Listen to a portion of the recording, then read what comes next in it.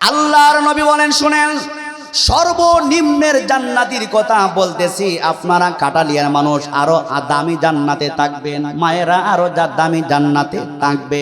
নবী বলেন সর্বনিম্নের জান্নাতিকে কম পক্ষে 72 জন বিবি দিবে, কম পক্ষে 80,000 খাদেম দিবে। জোরে জোরে কান সুবহানাল্লাহ। কয়জন? কম পক্ষে 72 জন বিবি।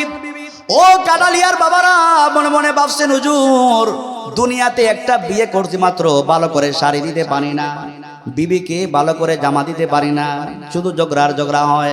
নবী বলেন না, ও কাটালিয়ার ওমর, টেনশন করবা না, জান্নাতের ভিতরে 72 জন বিবি আল্লাহ দিবেন। আপনার টাকা পয়সার কোনো টেনশন করা লাগবে না।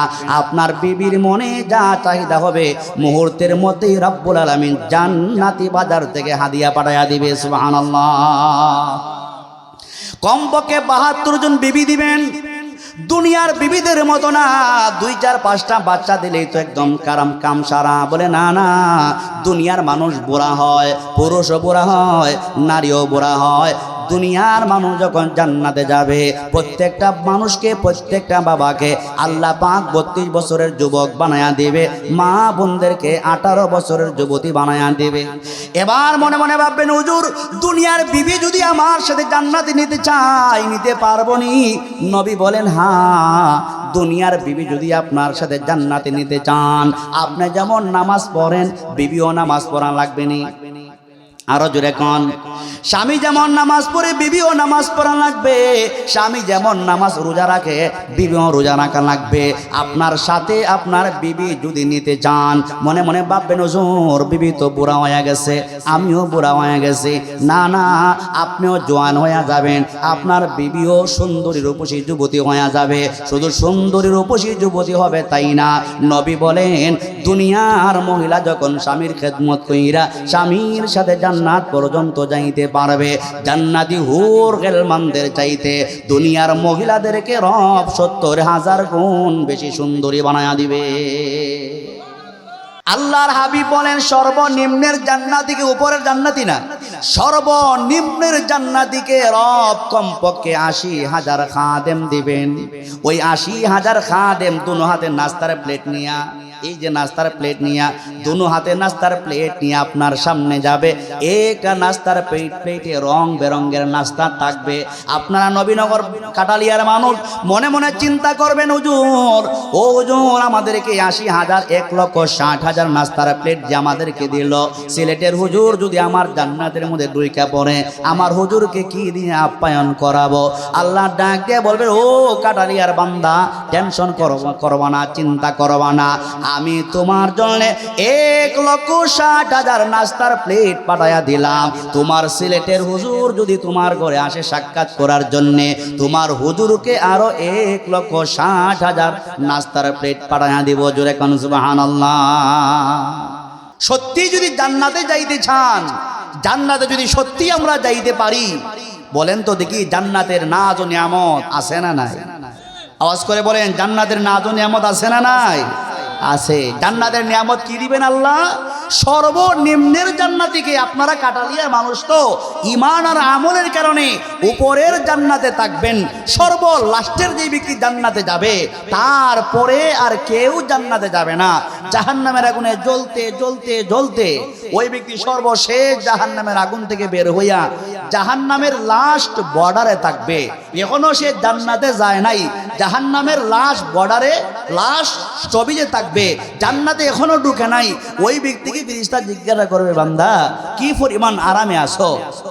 নবী বলেন ওই লোকটা জাহান্নামের আগুন থেকে উঠার পরে 1000 কোটি বছর জাহান্নামের আগুনে জ্বলা ওই জাহান্নামের লাস্ট বর্ডারে তাইকা লম্বা শ্বাস ফেলবে আর বলবে, ফেরেশতা রে, আমাকে আল্লাহ যেই নিয়ামত দিয়েছেন, আমার বিশ্বাস পৃথিবীর আর কাউকে আল্লাহ এই পরিমাণ নিয়ামত দেন নাই। কথা কি বুঝাইতে পারলাম? সে কি এখনো জান্নাতে গেছে? জান্নাতে যাইতে পারছে? জান্নাতে যায় নাই, লাস্ট বর্ডারে আছে। নবী বলেন, সহিহ বুখারীর হাদিস, নবী বলেন ওই লোকটা সামনের দিকে তাকাবে, তাকায়া দেখবে সুবহানাল্লাহ, এত সুন্দর একটা বিশাল গাছ দেখা যায়, বাতাসের কারণে গাছের পাতাগুলা সুন্দর করে নড়াচড়া করতেছে। আল্লাহকে ডাকবে আর বলবে, আল্লাহ নামাজ রোজা পড়ছি না, এই জন্য জাহান্নামের আগুনে 1000 বছর জ্বালাইছেন, আল্লাহ জাহান্নামের আগুন থেকে যেহেতু আমাকে উদ্ধার করছেন, এই দয়া করে গাছটার তলে দেন না, একটু আরাম করি, বিশ্রাম করি। আল্লাহ পাক, নবী বলেন আল্লাহ পাক তাকে ওই গাছের নিচে দিয়া দিবেন। গাছের নিচে যাওয়ার পরে সামনে তাকায় দেখবে, ইয়া মাবুদ, এর চেয়ে আরো সুন্দর একটা গাছ দেখা যায়। আল্লাহকে বলবে, আল্লাহ আর কিচ্ছু চাই না, ওই গাছের কাছে দিয়া দেন। আল্লাহ ওই গাছের নিকটও দিবেন। এবার সামনের দিকে তাকায় দেখবে সুবহানাল্লাহ, এত সুন্দর বালাখানা দেখা যায়। ওই যে আমাদের সামনে বিশাল বড় একটা বিল্ডিং আছে না, এই সুন্দর না, 1000 কোটি গুণে বেশি সুন্দর বালাখানা বিল্ডিং দেখা যায়। বিল্ডিং এর ভিতরে সুন্দরী রূপসী হুর গেলমানরা ঘোরাঘুরি করতেছে। লোকটা লোভ সামলাইতে পারবে না, বলবে আল্লাহ একটু কথা বলি। বলে, কি বান্দা কি বলবা? বলে, আল্লাহ যদি শুনেন একটা কথা বলি, 1000 বছর আমাকে জাহান্নামের আগুনে জ্বালাইছেন, একটু দয়া করে ওই যে জান্নাত দেখা যায়, হুর গেলমানরা জান্নাতের ভিতরে ঘোরাঘুরি করতেছে, আল্লাহ জান্নাতের ভিতরে দেন আর না দেন, জান্নাতের গেটটাই আমাদের দিয়া দেন না, কমপক্ষে জান্নাতের গেটে পইরা জান্নাতের হুর গেলমানকে দেখবো আর মনটারে একটু সান্ত্বনা দিব মাত্র। মনটারে কি দিব? জুড়ে বলেন, কি দিব? মাঝে মধ্যে যারা প্রেম করে, প্রেমিকার বাড়ির আশেপাশে যায় ঘোরাফেরা করে, মনটারে সান্ত্বনা দেয়, দেয় কি দেয় না? আবার মাঝে মধ্যে যদি সেকা খায়, ট্যাবলেট খাইয়া দুনিয়া থেকে, আচ্ছা কন্ত দেখি, প্রেমের মধ্যে সেকা খায়া যদি ট্যাবলেট খাইয়া বুলেট খাইয়া মারা যায়, ঠিকানা জান্নাত না জাহান্নাম? এমন যুবক আছে না নাই? আছে না নাই? হাতের মধ্যে নাম লিখে, হাতের মধ্যে কি লেখে? আহারে কি প্রেম আর কি কাহিনী। নবী বলেন ওই লোকটা বলবে, আল্লাহ জান্নাতের ভিতরে দেন আর না দেন, একটু দরজার সামনে দিয়া দেন না, হুর গেলমান দেখবো। নবী বলেন, আল্লাহ পাক মুস্কি হাসি দিয়ে বলেন, বান্দা শুধু জান্নাতের গেইটই তোমাকে দিব না, যে পৃথিবীতে তুমি ছিলে এমন 10টা দুনিয়ার সমান তোমাকে জান্নাতের মালিক বানায়া দিল। এটা কি সর্ব উপরের জান্নাতি না নিচের? জুড়ে বলেন, উপরের না নিচের? আল্লাহর নবী বলেন, শুনেন, সর্বনিম্নের জান্নাতির কথা বলতেছি। আপনারা কাটালিয়ার মানুষ আরো দামি জান্নাতে থাকবেন, মায়েরা আরো দামি জান্নাতে থাকবে। নবী বলেন সর্বনিম্নের জান্নাতিকে কম পক্ষে 72 জন বিবি দিবে, কম পক্ষে 80,000 খাদেম দিবে। জোরে জোরে কান সুবহানাল্লাহ। কয়জন? কম পক্ষে 72 জন বিবি দিবে। কয়জন? কম পক্ষে 72 জন বিবি। ও কাটালিয়ার বাবারা, মনে মনে ভাবছেন, হুজুর দুনিয়াতে একটা বিয়ে করছি মাত্র, ভালো করে শাড়ি দিতে পারি না, বিবিকে ভালো করে জামা দিতে পারি না, শুধু ঝগড়া হয়। নবী বলেন, না ও কাটালিয়ার ওমর, টেনশন করবা না, জান্নাতের ভিতরে 72 জন বিবি আল্লাহ দিবেন। আপনার টাকা পয়সার কোনো টেনশন করা লাগবে না। আপনার বিবির মনে যা চাহিদা হবে মুহূর্তের মধ্যেই রব্বুল আলামিন জান্নাতি বাজার থেকে হাদিয়া পাঠাইয়া দিবে। সুবহানাল্লাহ। কমপক্ষে 72 জন বিবি দিবেন। দুনিয়ার বিবিদের মতো না, 2-4-5টা বাচ্চা দিলেই তো একদম কাম সারা। বলে, না না, দুনিয়ার মানুষ বুড়া হয়, পুরুষও বুড়া হয়, নারীও বুড়া হয়।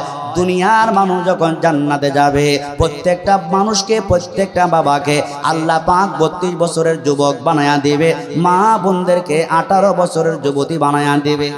এবার মনে মনে ভাববেন, হুজুর দুনিয়ার বিবি যদি আমার সাথে জান্নাতে নিতে চাই, নিতে পারবো নি? নবী বলেন, হ্যাঁ, দুনিয়ার বিবি যদি আপনার সাথে জান্নাতে নিতে চান, আপনি যেমন নামাজ পড়েন বিবিও নামাজ পড়া লাগবে নি।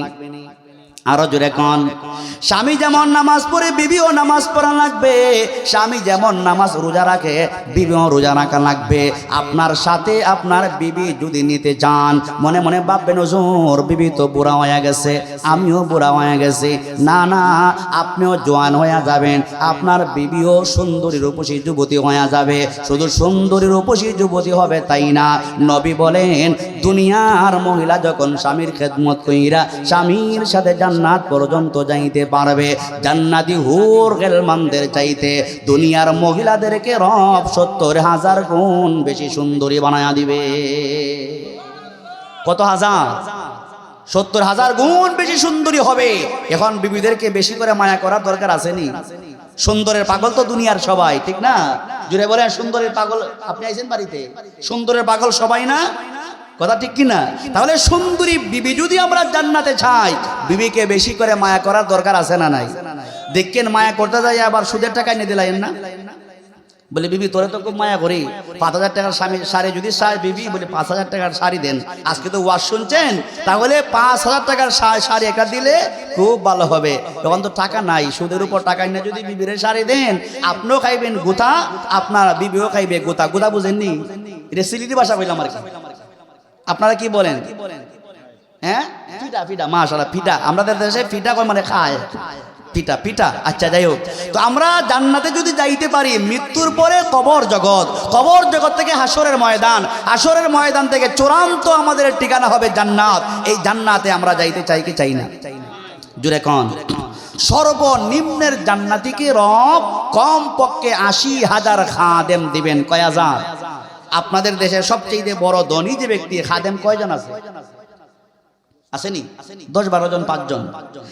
আল্লাহর হাবিব বলেন সর্বনিম্নের জান্নাতিকে, উপরের জান্নাতি না, সর্বনিম্নের জান্নাতিকে রব কমপক্ষে 80,000 খাদেম দিবেন। ওই 80,000 খাদেম দুনো হাতে নাস্তার প্লেট নিয়া, এই যে নাস্তার প্লেট নিয়া, দুনো হাতে নাস্তার প্লেট নিয়ে আপনার সামনে যাবে। একটা নাস্তার প্লেটে রং বেরঙের নাস্তা থাকবে। আপনারা নবীনগর কাটালিয়ার মানুষ মনে মনে চিন্তা করবেন, হুজুর ও হুজুর আমাদেরকে 80,000 1,60,000 নাস্তার প্লেট যে আমাদেরকে দিল, সিলেটের হুজুর যদি আমার জান্নাতের মধ্যে ঢুইকা পড়ে, আমার হুজুরকে কি দিয়ে আপ্যায়ন করাবো?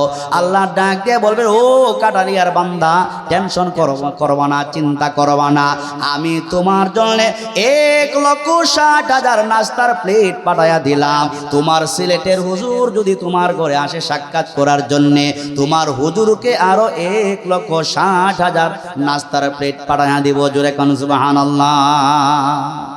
তাহলে জান্নাত আমরা চাই কি চাই না?